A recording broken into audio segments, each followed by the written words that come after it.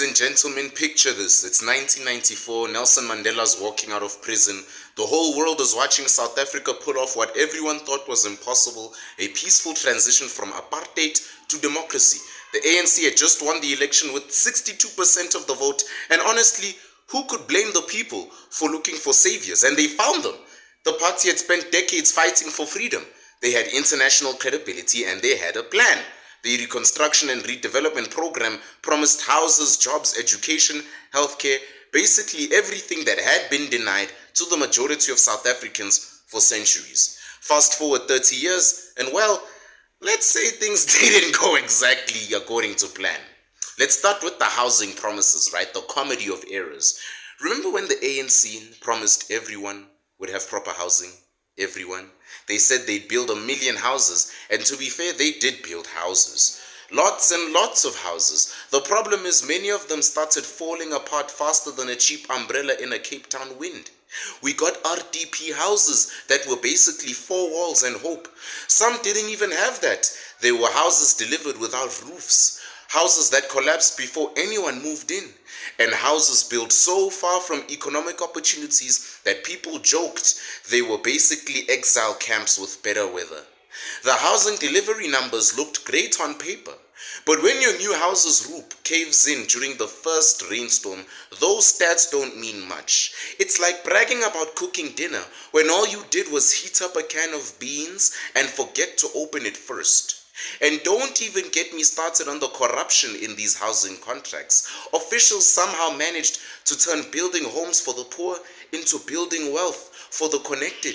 It takes real creativity to mess up something as straightforward as building walls and a roof together, but they found a way. Another thing to talk about is the art of making darkness visible through load shedding and Eskom, the crown jewel of South African infrastructure management. Remember when we had reliable electricity? Good times. Now we have load shedding, which is just a fancy way of saying we ran out of power again. Sorry.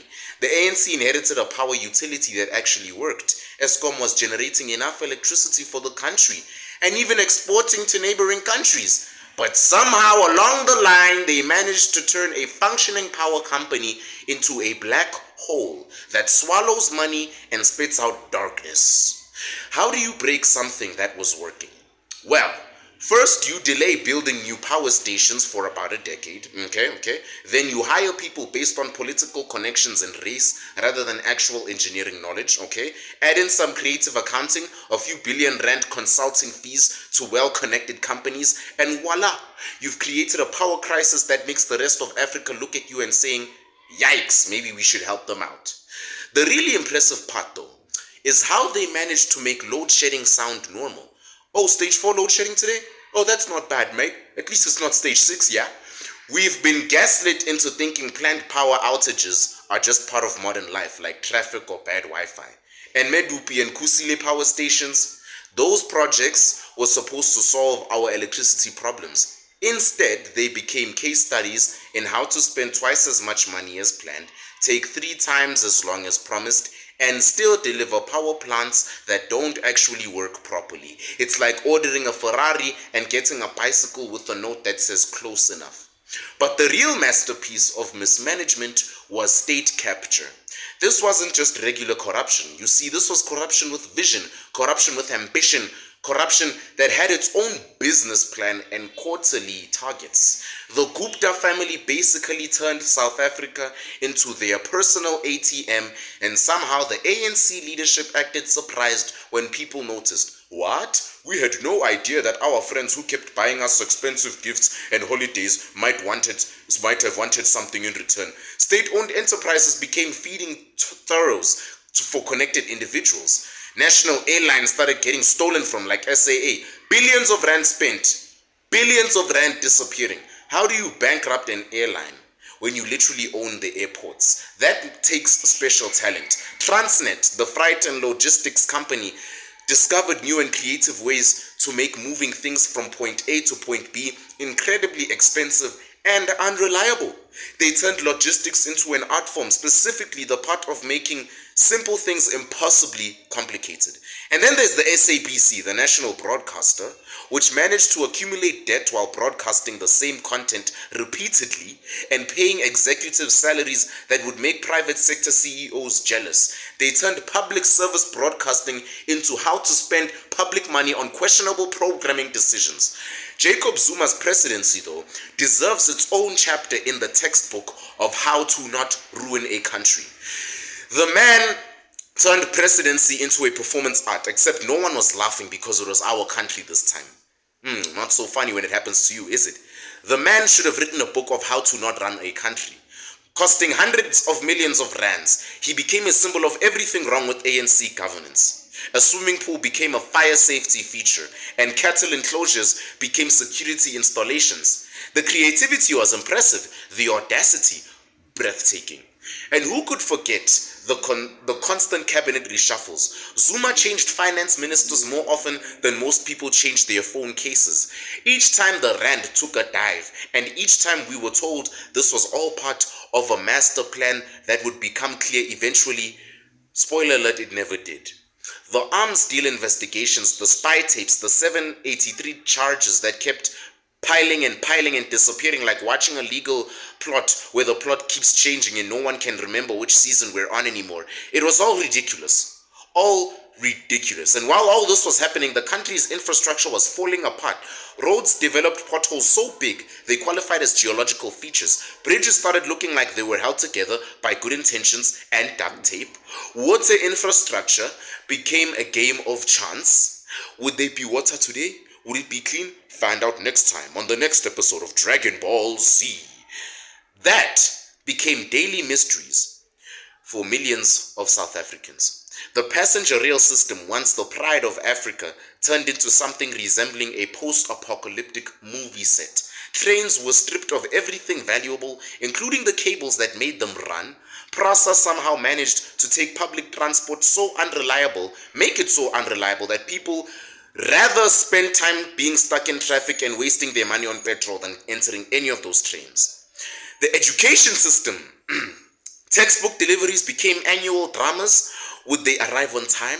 Would they be the right books? Would they arrive at all? School infrastructure crumbled, while education officials discovered new ways to spend budgets on everything except actual education. Some schools still use pit toilets now, while education departments bought luxury cars for officials. The priorities were clear, just not in the way you'd hope. The matric pass rate became an exercise in creative accounting. Standards were adjusted, requirements were lowered, and somehow failing became a form of success. At least more people are passing. Are you kidding me, man? Even when those passes don't translate into actual skills or knowledge? Public health care turned into an endurance test. Waiting rooms became semi-permanent residences for patients hoping to see a doctor. Equipment broke down and stayed broken. Medicine shortages became normal routine. The digital health system, meant to modernize healthcare delivery, became a billion-rand exercise in how to make simple things incredibly complicated. Somehow, buying software to manage patient records became more expensive than building actual hospitals. And during COVID-19, when the world was watching how countries managed the crisis, South Africa managed to turn pandemic response into another opportunity for creative procurement. PPE contracts went to companies that had never made medical equipment at prices that would make pharmaceutical companies jealous. Then there's local government, where the concept of service of delivery went to die a slow bureaucratic death. Municipalities discovered that providing basic services like water, electricity, and refuse collection was apparently much harder than anyone ever imagined. Some towns ran out of water while sitting next to rivers. Others had electricity and infrastructure that worked fine, except nobody bothered to maintain it. Garbage collection became optional in many areas, turning neighborhoods into informal dumping grounds. The really creative part, though, was how they managed to spend infrastructure grants on everything except infrastructure. Road budgets somehow funded police office renovations, water budgets somehow paid for conferences at luxury resorts, and housing budgets somehow disappeared into accounting black holes. Pardon my Greece, I don't know why I'm stuttering today. But But one of the ANC's biggest contributions to governance was this. Why hire someone who knew how to run a power company when you could hire someone who attended the right political meetings? Right? This philosophy gave us executives who couldn't even read financial statements running billion-rand companies, engineers who couldn't explain basic technical concepts overseeing infrastructure projects, and administrators who treated public institutions like personal fiefdoms. The results were predictable. Institutions that had worked for decades suddenly stopped working. Obviously, companies that had been profitable started losing money. What? Services that had been reliable became unreliable. What did you think was going to happen? What emerged was essentially a parallel economy based on government contracts, inflated prices, and creative procurement processes. Why compete in the real economy when you could make more money selling basic goods to government at premium prices? Genius, am I right? This created a whole ecosystem of briefcase companies, inflated tenders, and revolving door relationships between government officials and private contractors. The real economy struggled while the corruption economy thrived. Small businesses couldn't compete with connected companies that could bid impossibly low because they knew they'd get paid impossibly high. Innovation suffered because why develop better products when political connections matter now more than product quality? The State Capture Commission of Inquiry, led by Justice Raymond Zondo, basically spent 4 years documenting what everyone already knew, that things had gone very, very wrong. The testimony read like a masterclass in creative corruption, except it was all real. Officials claiming they couldn't remember signing contracts worth billions, executives insisting they had no idea their companies were getting preferential treatment, politicians expressing shock that their close friends might have expected favors in return for their generosity. The Commission's recommendations were comprehensive and sensible. The implementation?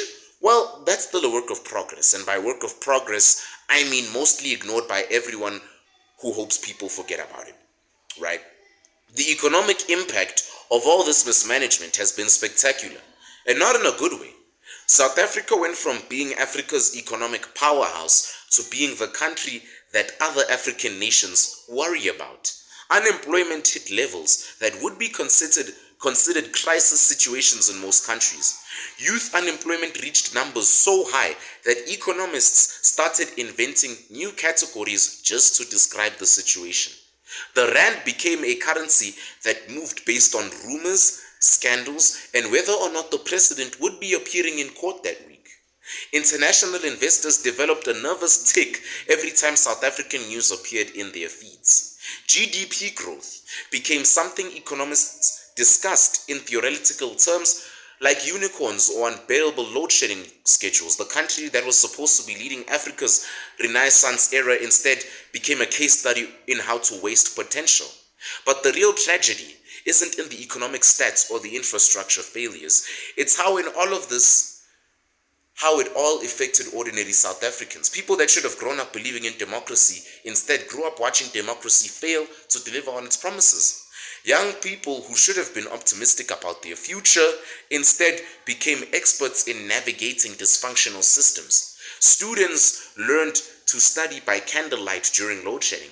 Families learned to store water for when the taps ran dry. Communities learned to organize their own security when police services became unreliable. You guessed it. The social contract between government and citizens basically dissolved.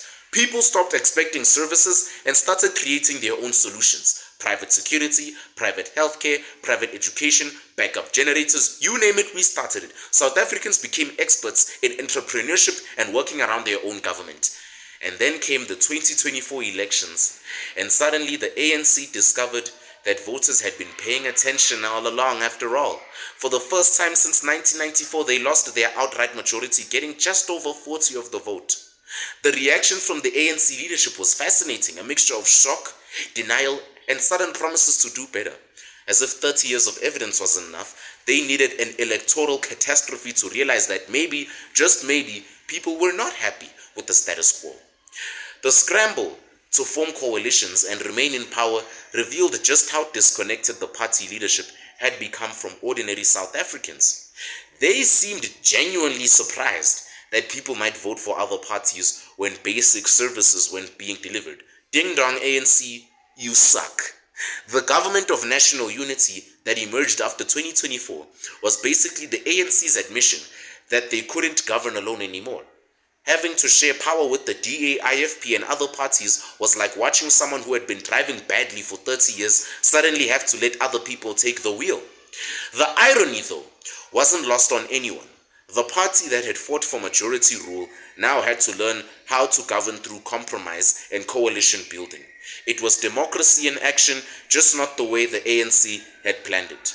So where does this lead us? Well, 30 years and countless billions of rand later, South Africa has learned some expensive lessons about governance, accountability, and the importance of putting competence before political connections.